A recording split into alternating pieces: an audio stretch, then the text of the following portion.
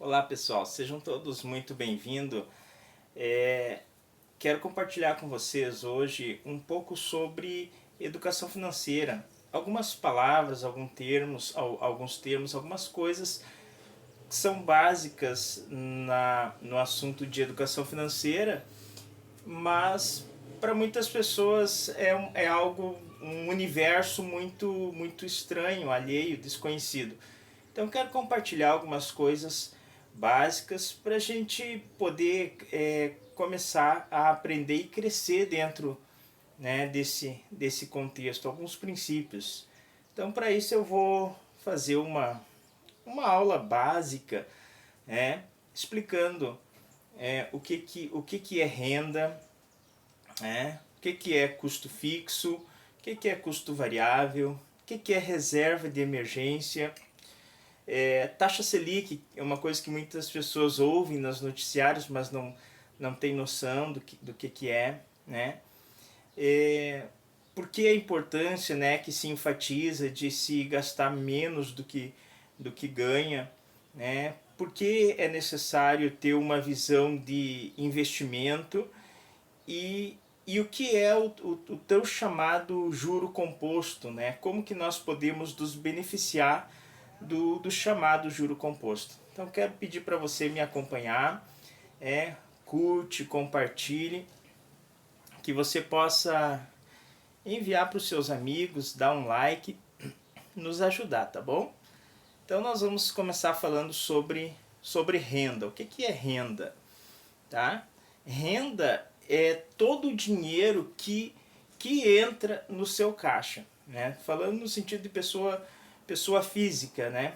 No seu CPF. Todo o dinheiro que você recebe é a sua renda. Muitas pessoas pensam que renda é só o salário. Não. É tudo que compõe as suas entradas financeiras. Seja o salário, comissões, renda extra, né? Um bico, um trabalho fora do seu trabalho convencional que você faz. Né? Se você tem uma casa, algum imóvel que você alugue, você recebe esse aluguel. Né?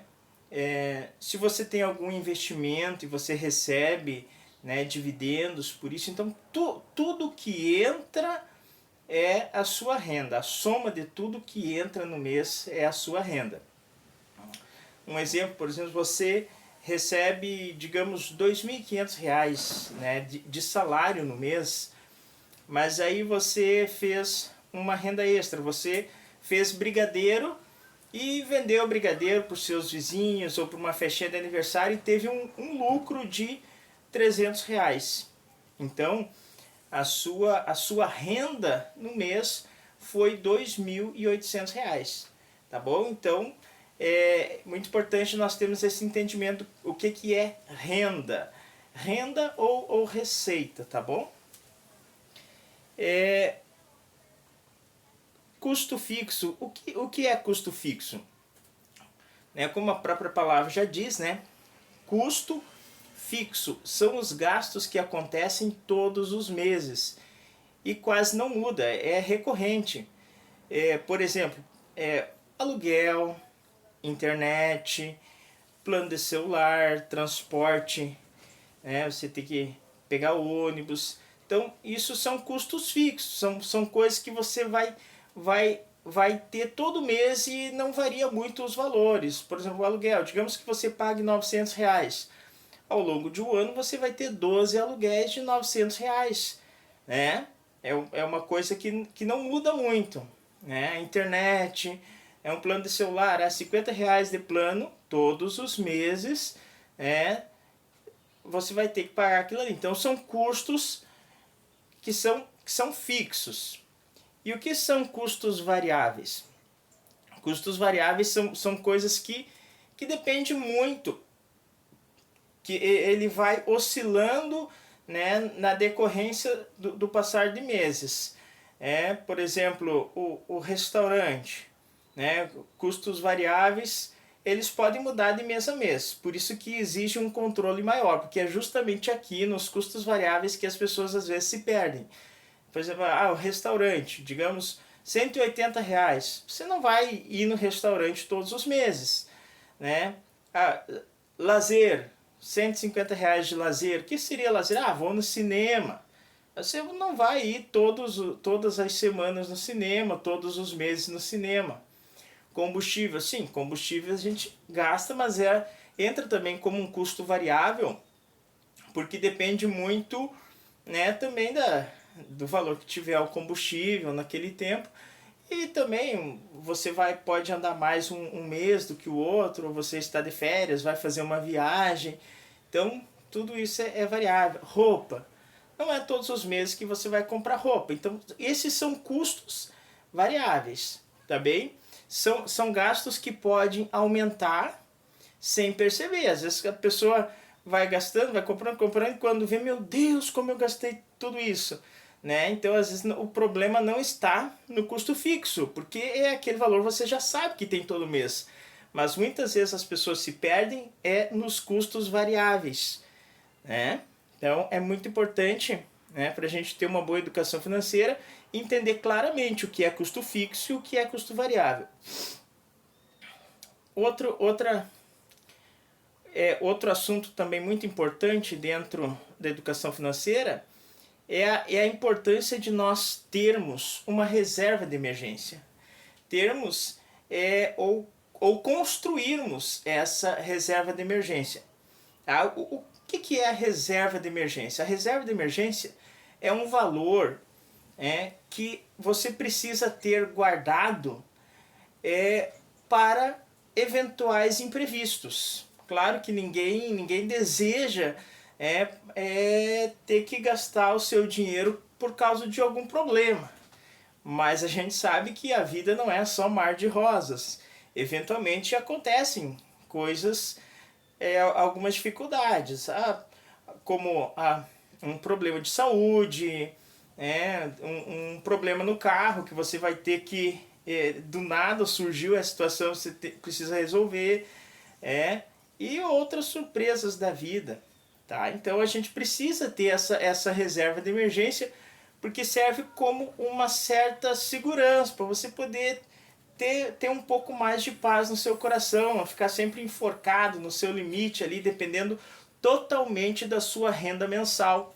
Porque imagine se você depender unicamente da sua renda mensal para todos os seus custos mensais, e se aconteça um problema de saúde você não tem nenhum real guardado, vamos dizer assim. É aí que as pessoas entram no negativo, entram em dívidas, você não pode viver muito no limite financeiro ali. E para isso é importante nós termos essa educação financeira.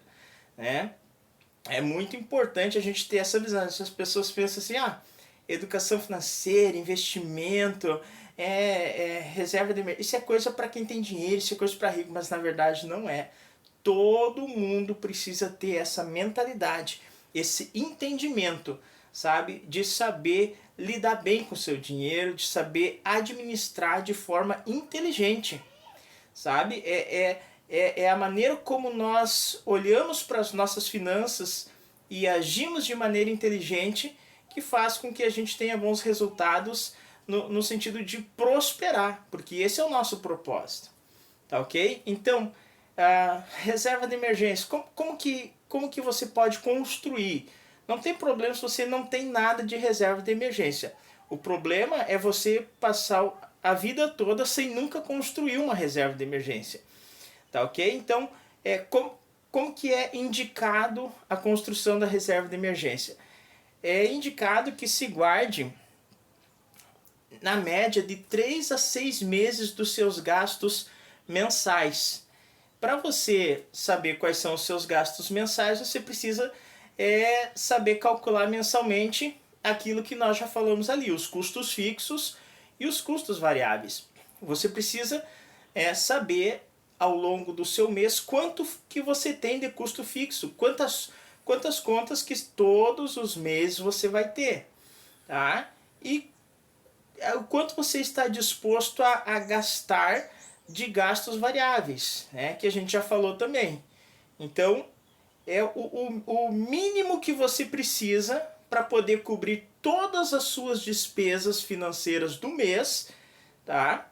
Então, para a gente poder construir essa reserva de emergência, você precisa saber qual é o mínimo de dinheiro que você precisa para poder cobrir todos os seus custos financeiros do mês sem empurrar nada para o mês seguinte, ou seja, sem ficar devendo nada para pagar no mês seguinte, porque se você não conseguir pagar todas as suas contas do mês, no mês seguinte terá novas contas e você vai começar a acumular dívidas, e é aí que começa a bola de neve, no sentido negativo, do endividamento. Então, só que a ideia é você ter essa visão do seu custo mensal, né? Fazer esse levantamento para que você consiga, além de cobrir o seu custo, o alvo é você fazer sobrar. Porque quando começa a sobrar, você começa a montar a sua reserva de emergência, tá bom? Para você nunca mais ficar no sufoco. Essa é a ideia. Então, de regra geral, né, o que se indica é que você construa a reserva de emergência em torno de 3 a 6 meses do seu gasto fixo mensal. Então, vamos dar um exemplo aqui, né? Digamos que para você pagar todas as suas contas do mês, sem ficar devendo R$1 para o mês seguinte, porque no mês seguinte você terá de novo aquele mesmo valor para pagar. Digamos que você seja R$2.000 que você precisa para pagar todas as suas contas no mês. Então, o seu alvo mínimo da reserva de emergência para você construir terá que ser de R$6.000, porque é 3 vezes 2.000, tá? Esse é o mínimo. O ideal, o maravilhoso é que você consiga ter uma reserva de 6 meses dos seus custos mensais, que seria R$12.000, que seria 6 vezes 2.000, tá? Mas se você conseguir chegar a uma reserva, né, de 3 meses, já é maravilha, tá bom? E aí você diz, tá, mas como que eu posso fazer? Primeiro, para você começar a montar a sua reserva de emergência, você precisa se organizar, né, de listar todas as suas despesas, todas as suas contas mensais e ver quanto que você está ganhando, quanto que você tem de renda. Se o que você tem de renda hoje não consegue cobrir todas as suas despesas do mês, quer dizer que você está ficando negativo. Aí você precisa buscar um aumento de salário, mas se você já está no limite e não tem como buscar um aumento de salário, nós indicamos que você busque uma renda extra, que você, fora do seu horário de trabalho, além do seu trabalho, você busque, né, fazer um brigadeiro, seja lá o que for, né, fazer um trabalho manual, fazer um bico de final de semana, pintar um apartamento e assim por diante. Eu sei que nós somos pessoas criativas e temos ideias para ganhar dinheiro. Mas o primeiro alvo, sabe, é nós conseguirmos ganhar mais do que nós gastamos, tá? Então, para isso você precisa aumentar a sua renda, ok? Então, fazendo esse aumento de renda, de maneira que você consiga cobrir todos os seus custos, você vai ter uma sobra, tá? E também, dentro dessa análise, você vendo mês a mês ali, você vai perceber que às vezes tem custos variáveis, como a gente já falou dos custos variáveis. Tem custos variáveis ali que você, puxa vida, eu estou gastando demais com coisas supérfluas, coisas que não faz muito sentido, né? Eu acho que eu posso diminuir aqui, né? Às vezes não é só aumentar a sua receita financeira, às vezes é cortar alguns gastos que são desnecessários. Muitas pessoas às vezes gastam muito dinheiro com streams que não usam, né? Pagam vários aplicativos, Netflix, Globoplay e assim por diante, mas não assiste tudo, né? Então as pessoas compram coisas que não usam, então tudo isso é desperdício de recurso financeiro, tá ok? Uma vez que você consegue equilibrar a balança e você consegue cobrir todos os seus gastos e você está sobrando, aí você começa a montar a sua reserva de emergência, com esse foco de chegar no mínimo a 3 meses do seu custo fixo. Tá, aí temos outra questão, onde que nós vamos colocar esse dinheiro? Porque temos também o desafio da inflação, né? O que é a inflação? A inflação ele é o IPCA, que é o Índice de Preço Amplo do Consumidor. É isso que mede a inflação. É a perda do valor monetário ao longo do tempo. Atualizado hoje, nós estamos em torno de 4,56% de inflação hoje. Atualizado hoje no mês de novembro de 2025.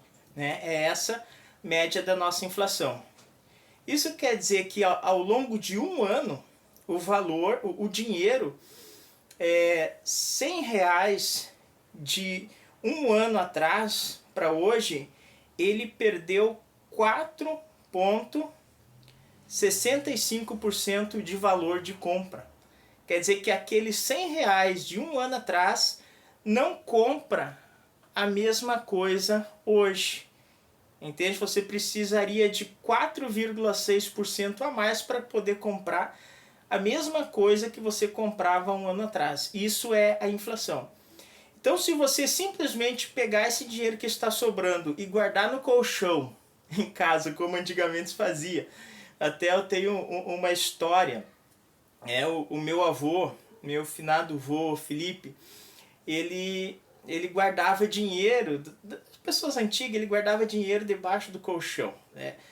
Só que quando teve aquela troca de moeda, que era, eu não me lembro, acho que foi do cruzeiro, cruzado, para o real, quando teve a mudança, né, de moeda, as pessoas tinham que ir até o banco, levar aquele dinheiro antigo e trocar pela moeda nova, que era o real. Foi em 1994 isso.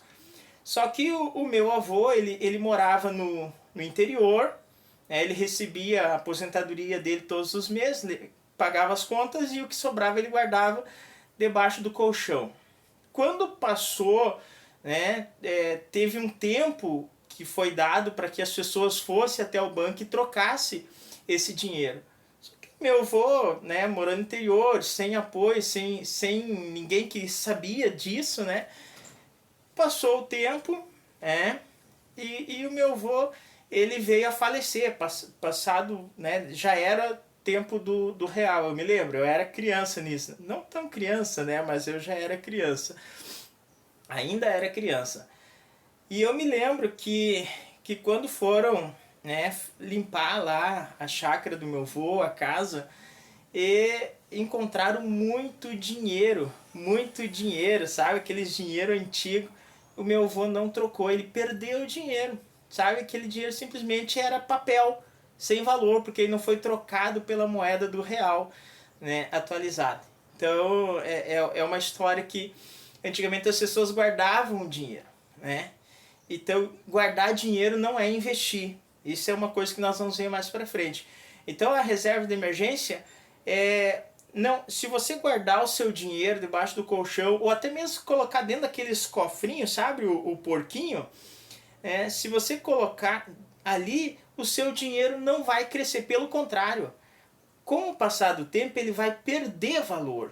Por quê? Por causa da inflação, né? Como eu falei para você, a inflação é o maior desafio, né, da economia. A gente precisa estar sempre atento à taxa da inflação e sempre buscar proteger o nosso dinheiro, tá? Então, como que você poderia proteger, fazer com que o seu dinheiro parasse de perder valor, né, ganhasse da inflação e começasse a render positivamente, tá?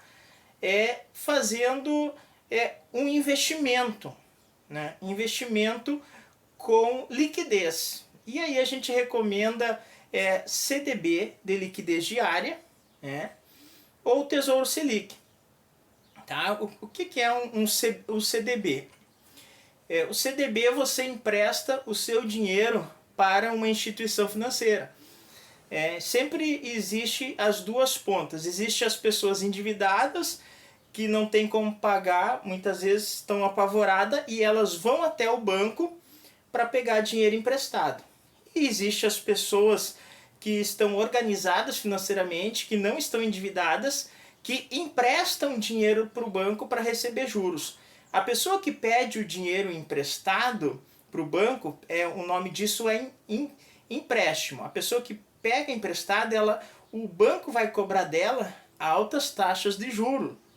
A pessoa que empresta o dinheiro para o banco vai receber do banco uma taxa de juro. Então, desse lado, nós temos a pessoa que está pegando um dinheiro e pagando mais por esse dinheiro, e desse lado está a pessoa que está emprestando o dinheiro para o banco e está recebendo mais por esse dinheiro.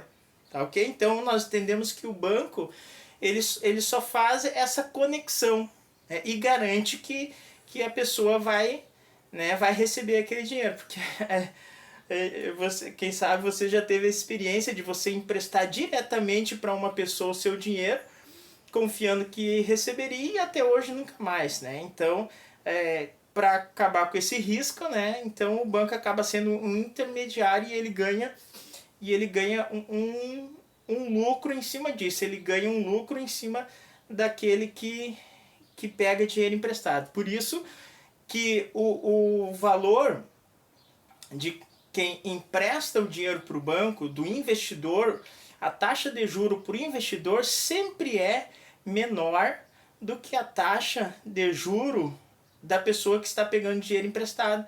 Porque quem paga toda a conta no final é quem está pegando dinheiro emprestado, porque ele tem que pagar o juro para a pessoa que emprestou o dinheiro, e também tem que pagar o lucro e toda a estrutura de funcionamento do banco. Então,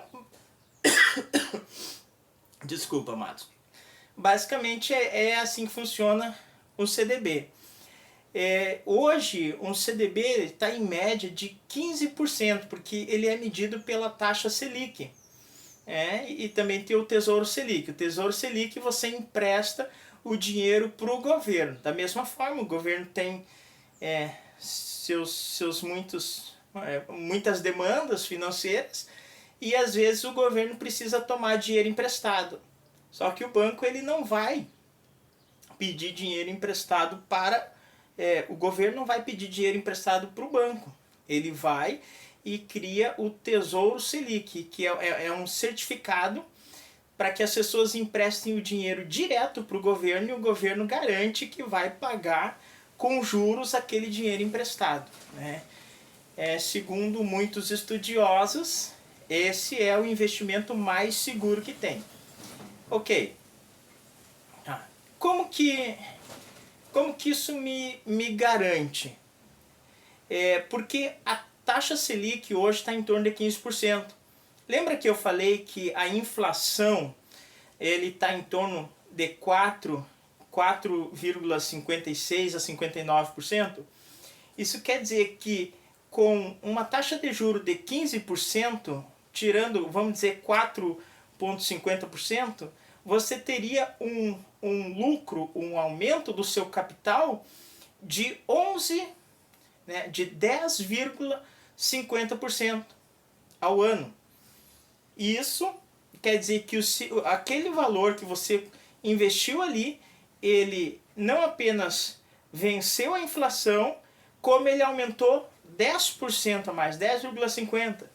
Então, digamos que você tivesse conseguido guardar, vamos dizer, R$1.000, ao final de um ano você teria R$1.100. O seu dinheiro teria crescido R$100, ao passo que se ele tivesse ficado parado ali, os R$1.000, ao final de um ano, ele estaria valendo não mais os R$1.000, mas R$4,50 a menos, ou seja, R$45 a menos de desvalorização, né?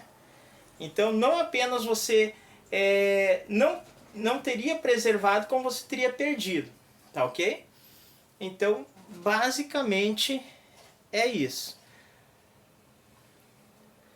Então a taxa Selic, né? Eu já falei, dei uma falada mais ou menos aqui da taxa Selic, então só para a gente fixar bem. A taxa Selic é a taxa básica de juros do Brasil e ela influencia praticamente tudo, né? Nos empréstimos, nos financiamentos, nos cartões de crédito e também nos investimentos. Quando a taxa Selic ela sobe, hoje ela está em torno dos 15%, o crédito fica mais caro. O crédito, as pessoas que vão pegar dinheiro emprestado, elas acabam tendo que pagar uma taxa de juro muito alta, bem mais alto, e isso não é atrativo. E a renda fixa, rende mais, tá? Quando a Selic está alta, a renda fixa rende mais. O que é a renda fixa? É o CDB e o Tesouro Selic, entre outros.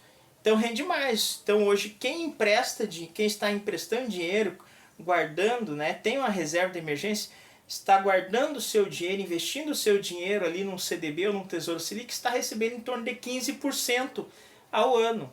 Ao passo que quem está pegando dinheiro emprestado está pagando um juro bem alto, porque tem que cobrir esses 15% e ainda tem que, porque os 15% o banco repassa para o investidor, tá entendendo? Mas a taxa de juro que ele cobra é maior, porque ele precisa também ter o seu lucro, né? Tá ok? Agora, quando a Selic cai, a taxa Selic cai, o crédito fica mais barato. Isso quer dizer que fica mais fácil para as pessoas pegar dinheiro emprestado, mais fácil para financiar um carro, uma casa e assim por diante. Por outro lado, a renda fixa ela acaba rendendo menos. Cai a taxa Selic, as pessoas que investem em renda fixa acabam tendo um retorno menor. Então existe essa balança, tá ok?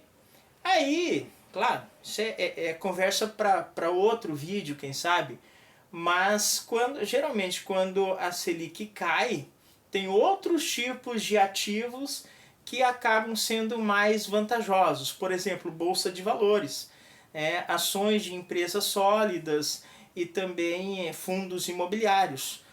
Com a taxa Selic hoje em torno de 15%, muitas pessoas acham muito menos arriscado deixar o seu dinheiro na renda fixa do que comprar uma ação, né, de uma empresa, por exemplo, Petrobras. Petrobras que está com um dividendo yield que está pagando em torno de 16 a 17% ao ano, né, que aquele valor está retornando. Isso quer dizer que ela tem 2%, está pagando 2% a mais, mas o risco da desvalorização, a oscilação de mercado é muito grande. É uma situação que só quem entende e acompanha realmente o mercado financeiro sabe, né, dos reais riscos da bolsa de valor, tá? De valores. Então, para essa renda fixa, você coloca o seu dinheiro, está crescendo e você fica em paz ali, tranquilo. Mas quando a taxa Selic acaba caindo, esses outros tipos de investimento, como bolsa de valores, ações, fundos imobiliários e assim por diante, acabam se tornando mais atrativos porque eles pagam mais, tá ok? Então, basicamente é isso. Nós já falamos, eu creio que a gente já falou sobre a importância de gastar menos do que ganha, Essa é a regra de ouro da educação financeira. É uma coisa tão simples, tão básica, mas que uma grande quantidade de pessoas simplesmente passam por cima disso de forma tão despercebida. Hoje, mais da metade da população brasileira está endividada. E se a população está endividada é justamente porque as pessoas acabam gastando mais do que as suas capacidades financeiras. Elas estão consumindo mais do que investindo, guardando, administrando. Tá ok? Então, a regra de ouro, né? Se você puder gravar uma coisa de tudo isso, a principal regra e a mais básica de todos é: gaste menos do que você ganhe. Sempre, sempre. Por exemplo, se você ganha R$ 2.800 e gasta R$ 2.300, sobra R$ 500 para você poder investir. Mas se você gasta 3.000, você entra no vermelho, entende? Esses R$ 200 já vai para o mês seguinte já acumula e assim vai virando uma bola de neve. É assim que inicia as dívidas e a pessoa acaba entrando num ciclo de dívidas, sempre jogando para frente, tá? Aí você diz, tá, mas como que eu posso pensar em investir? Primeira coisa é você montar a sua reserva de emergência. Depois que você já tiver com a sua reserva de emergência ali de 3 a 6 meses pronto, aí você pode começar a se organizar para investir, né? Porque reserva de emergência não é investimento, grave isso. Reserva de emergência é um valor que você tem com liquidez, por isso que a gente sempre acaba recomendando que você possa investir num CDB ou num Tesouro Selic, que você pode resgatar a qualquer momento. Porque se você investir, eu não vou colocar no CDB, eu vou comprar ações do Banco do Brasil. Vou dar um exemplo, ações do Banco do Brasil. Olha, amados, ações do Banco do Brasil no começo do ano estava lá R$ 28 uma ação do Banco do Brasil. E as ações do Banco do Brasil em menos de um ano ali, elas caíram de R$ 28 para 20 e chegou até R$ 18 e um pouquinho. Agora está se recuperando, parece que está ali em torno de R$ 22 uma ação do Banco do Brasil. Aí imagine se você tivesse pegado o seu dinheiro, que seria para um socorro, alguma coisa assim, você comprasse uma ação de R$ 28 e hoje ela está a R$ 18, você perdeu R$ 10 por ação. E aí você precisa daquele dinheiro urgente. O que você faz? Você vai ter que vender. Aí você vende aquela ação. 2 dias úteis para o dinheiro estar na sua conta. Você pega aquele dinheiro, você não apenas você não preservou o seu capital, você perdeu o dinheiro. Perdeu. Então por isso que o recomendado de investir em ações é para quem realmente já está com uma reserva preparada que não dependa daquele dinheiro para curto prazo. Tá ok? Então por isso nós precisamos investir, primeiro montar essa reserva de emergência. Tá? E aí depois você começa a se organizar para investir. Tá? Então investir é fazer o dinheiro trabalhar para você. É você proteger o seu dinheiro da inflação. É você construir um patrimônio. É garantir que você vai ter uma tranquilidade no seu futuro. Então guardar dinheiro é como correr parado. O esforço existe, mas você não sai do lugar. Já dei alguns exemplos sobre isso. Então, por isso a importância de você construir um passo a passo. Tá? E para a gente concluir, só quero dar uma rápida pincelada aqui sobre juros compostos. Quando você investe seu dinheiro ali, coloca ali o seu dinheiro na reserva de emergência ou já está com a sua reserva de emergência pronta e agora continua sobrando e aí agora você quer começar a investir em outros tipos de ativo, uma coisa muito importante que você precisa saber é o chamado juro composto. É isso que nos dá o retorno de longo prazo. Tá? O que é o chamado juro composto? O juro composto, ele é o dinheiro que rende, sabe? através dessa taxa de juro. Assim o patrimônio vai crescendo mês a mês. Por exemplo, digamos que você está sobrando R$100 todo mês. Você montou sua reserva de emergência, você colocou R$100 esse mês. No mês seguinte você colocou mais 100. Só que rendendo a 1%, R$100, 1% de R$100 é R$1. No final do mês seguinte, você terá R$101 e você vai colocar mais R$100. No final do outro mês, o juro composto ele vai ser o rendimento dos R$100 que você colocou, mais os 101 que já estavam anteriormente colocados, e eles vão render R$2,10, entende? R$2,01, porque é 1% sobre R$1. E assim ele vai dando. Um exemplo aqui, ó. Um exemplo falando de R$100. Se você investir R$100 com 1% ao mês em um ano, você terá R$1.268. R$1.268.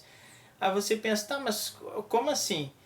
R$100 vezes 12 seria 1.200. Da onde saiu esses R$68? Esses R$68 aí foram os juros que foram acumulando mês a mês a mês. Tá? Em 5 anos, você continuasse todo mês colocando, você teria R$8.269. Mas do seu dinheiro que você colocou, seria 6 mil.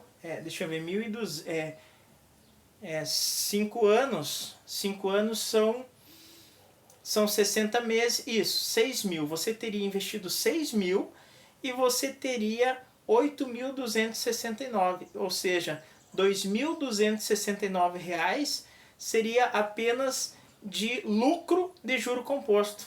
Você entende que com o passar do tempo, o juro segue trabalhando, mesmo que você aplicou durante 5 anos e parou de colocar dinheiro e deixou o dinheiro lá. Ele vai rendendo juro composto, juro sobre juro, e o dinheiro vai sempre crescendo. Tá ok? Então, em 10 anos, se você continuasse, você teria R$22.669. Isso seria mais ou menos, você teria investido R$12.000 e só de juro composto você teria mais de R$10.000. Deu para entender mais ou menos? Tá, pessoal? Então, por isso a importância da gente buscar essa educação financeira. Por isso a importância de nós termos essa visão, sabe, de finanças. É muito importante, sabe? Educação financeira é para todos. Deveria ser uma matéria fundamental nas escolas públicas, particulares. Todo mundo precisaria, desde criança, aprender sobre educação financeira. Porque ao longo da nossa vida a gente vai ter que lidar com dinheiro, vai ter que lidar com todas essas coisas. Se você não souber disso, não souber como lidar com isso, você vai acabar, infelizmente, perdendo. Tá ok? Então nós estamos chegando ao final da nossa aula e eu peço para vocês curtir, compartilhar, me seguir e me recomendar para os seus amigos, tá bom? Que todos nós possamos prosperar junto. A minha alegria é poder compartilhar esse conhecimento. Quero que vocês coloquem nos comentários sobre o que vocês gostariam que eu falasse nos próximos vídeos. Quero pedir engajamento de vocês ali. Vamos colocar os comentários se realmente está sendo bom esse conteúdo que eu estou postando para vocês aqui. Tá bom? Muito obrigado, Deus abençoe e até o nosso próximo vídeo.